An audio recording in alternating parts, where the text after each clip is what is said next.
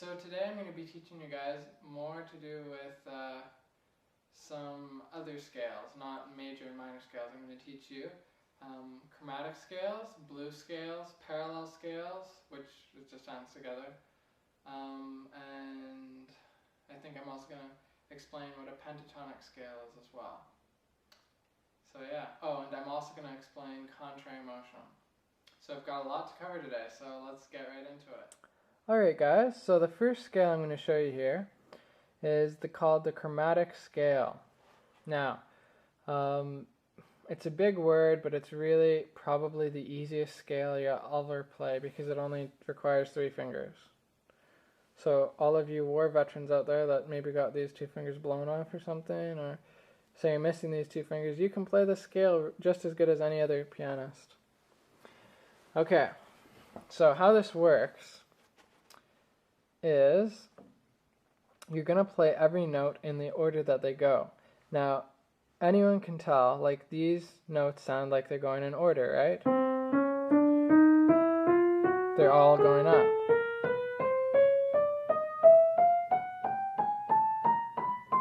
Right? That's going up. Now, if I played it like this, does this sound like they're all going up? No, it's going up, down, up, down, up, down, up. So this is the order that they go in.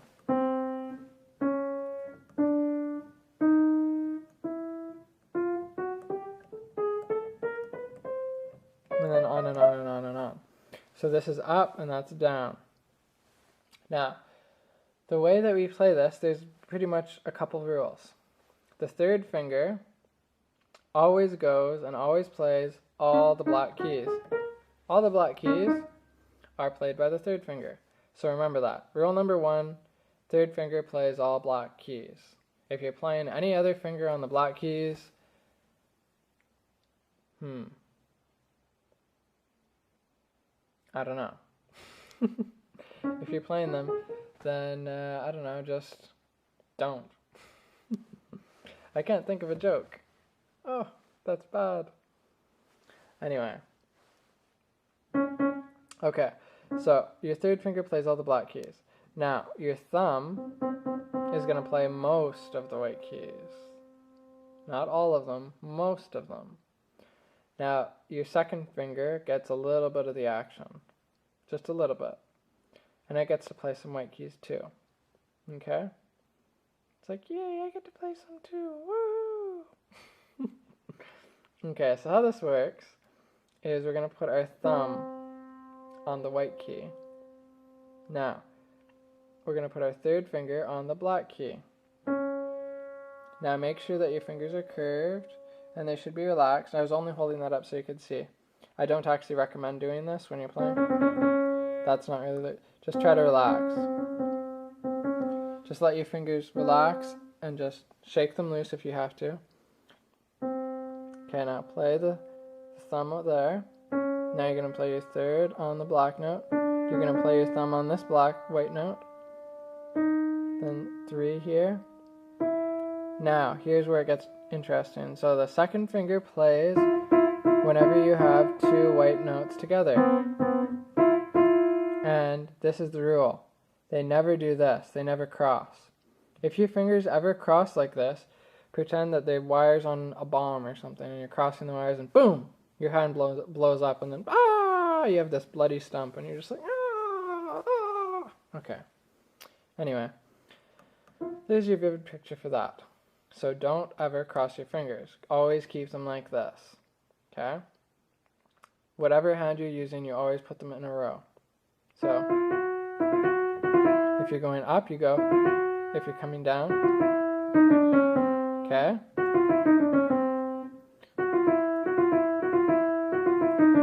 Now, if you saw me put my thumb there, why was I putting it and not putting my 2nd so I could go there? It's because I'm stopping there. If I was going to keep going, then I would just do this. I would just put my 2nd finger there. But since I'm stopping there, I just put my thumb there because it's more comfortable for me. You don't have to. You can put your 2nd if you want. It doesn't really matter. Okay. So, I just start with my thumb because that's what note I'm starting on. Okay, so Now we put our second, then 3 up here, thumb there, 3, 1, 3, 1. Oh look, there's 2 white keys. 2, 1, 2, 3, 1, 3, 1, 2, 3, 1, 3, 1, 3, 1, 2.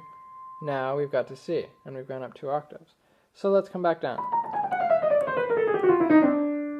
Ah. Did you like the suspense there? Yeah, I'm a little bit rusty on my chromatic scales actually.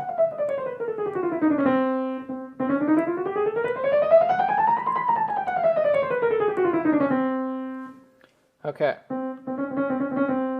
So, now, how do we do them effectively? Alright, well, you want to avoid this motion. That's really not a good idea. Because what's going to happen is when you try to play it fast, it's just going to go crazy. Like, yeah, maybe not. So what you want to do is actually try to imagine waving your hand across the keyboard. Try waving it like this, I dare you. Wave it back and forth as fast as you can. Now, woo, you're getting sleepy. Yeah, because my video is so boring. Okay.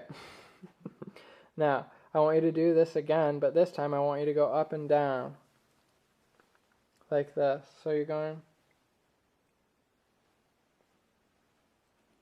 as fast as you can up and down your whole arm, not your wrist, your arm, while you're going back and forth. Now tell me, which is easier? Oh, you can't tell me. Darn. Okay, well, I already know which is easier. Moving your hand like from side to side with no up and down motion. So what I'm trying to get at here is we don't want to do this up and down motion kind of thing. So what we want to do is picture that this part, the part right here where my knuckles are, picture that as a spaceship, like an alien spaceship, and then these fingers are going to abduct the notes, okay? So they move, but my hand doesn't move up or down. Okay, so how it goes.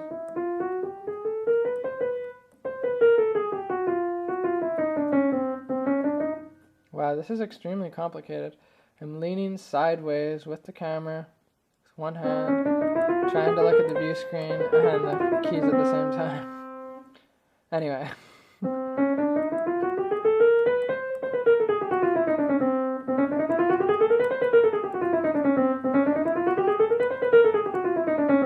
So if you notice, there's very little motion in my hand. It's all small motions.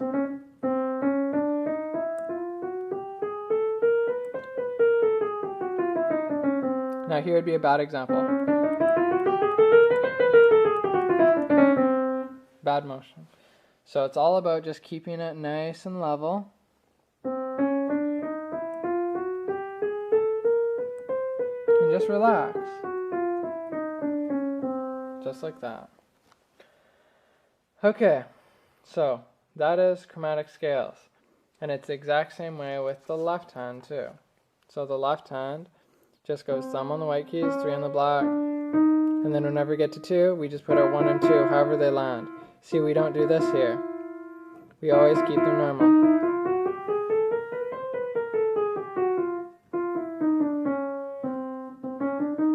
Same rules. And the awesome part is, it doesn't really matter where you start. If you start on a black key, you start with your third. If you start on, a white key, you start with your thumb. It's pretty simple. The only exception would be if you started on this one right here, like E, then you would use your second finger to start off with. But that's about it. That's chromatic scales. Okay. So let's now, one thing I wanted to say for one more exercise with the chromatic scale is how you should practice this is start on one note, go up 2 octaves,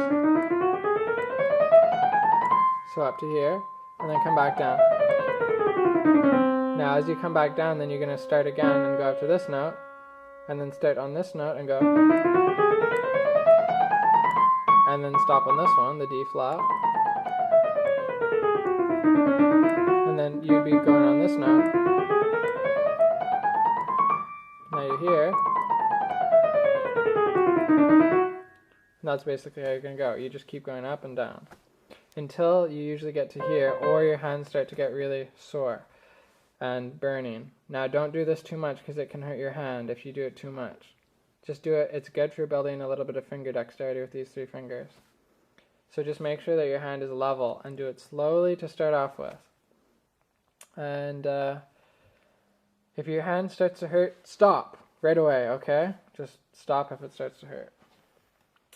So yeah, that's good for finger endurance, and it's good for finger dexterity, and also to do your chromatic scale, which you'll use quite a bit in different pieces, especially Chopin or chromatically written pieces. So that's okay. So the next scale I'm going to teach you is called the blues scale. Now you will probably recognize this one, and it's kind of a cool scale to have fun with. Okay? Now, what you'll do, the blues scale sort of goes like this. Now in C major, it's going to start on the C. Now it's going to go up to a minor third, or like, it would be the third note, but the third note of the major scale, but take 1 note back, so it's a semitone lower, so it goes. Okay. Now we're going to go up to the F. Then we're going to go to the F sharp. Then the G. So this is the 4th and the 5th note, and then the note in between. Then we go up to the B flat, and then back to the C. So here's what it sounds like.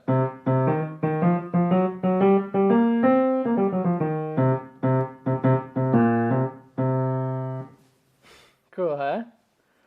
So the fingering I used for that is I used 1 here, 3 on the E flat, then I put my thumb under here. Now you were just with the chromatic scales, I used that. So I just use that.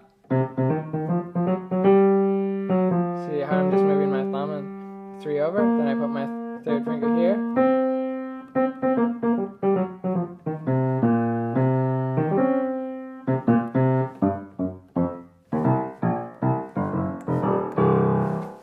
Woohoo! So that's some fun that you can have with that. So that is the blues scale. Thanks for watching Piano Lesson number 10. I hope you guys learned something useful from this one. And yeah, I do like my green tie. I was watching The Matrix a couple days ago, and I'm like, ooh, my new lesson, I'm going to bust out the green tie and the black, just like Morpheus. I don't know if you guys ever saw that, but yeah, anyway. So that's the piano lesson for today. Hope you guys found it helpful. Keep practicing. And yeah, so I just suggest probably about at least half an hour a day of practice. So practice all these things that we've been going over, the different scales, playing them. Try to get a nice even touch, even sound. No rushing. Don't rush through it. Think of someone that's, playing darts. Or is it going to make more sense to go really fast and just throw those darts and hope to hit the target? Or does it make more sense to get accuracy first? Accuracy first will build speed later. Okay? So you only get accuracy quickly if you start with accuracy slowly first. Okay? So that's the important part. Alright, so take care guys. Bye-bye.